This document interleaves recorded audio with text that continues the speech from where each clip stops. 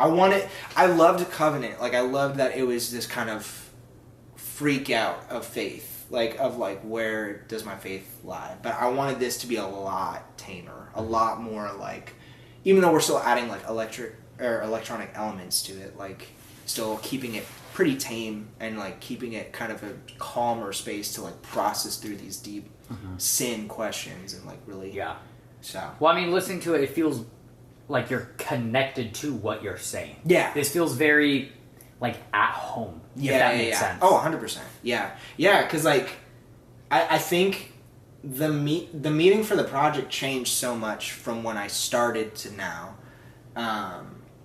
But I think what really made everything kind of click was like getting married, like realizing like, oh crap, like I'm starting a family, like, and I'm leaving a legacy for my kids and their kids and their kids, and like, what is the core of what I want to be my legacy?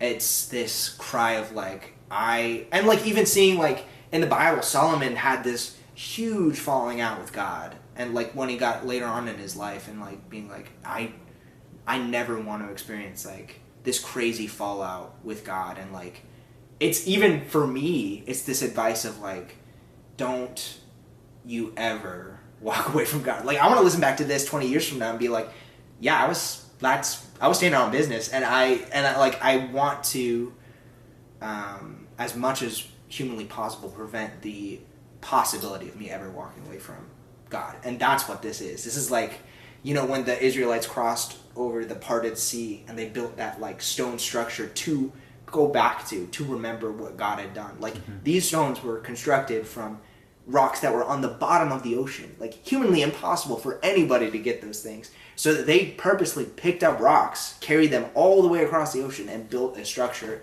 to remember, like, God, I know what you've done for me and I will never walk. And this is that like stone structure to like for generations to bring my children to and be like, this is what God did. And like, don't you ever walk away from God, bro. So I'm hoping it has this kind of grand effect with the listener and with like even my children and the future generations. Cause it's like, this is who God is. It's redemption at the heart of God from like now to the past, to the future. Like it has always been about redeeming the sinful, redeeming the broken, redeeming the unclean and making it clean. And so it's like, that's this, bro.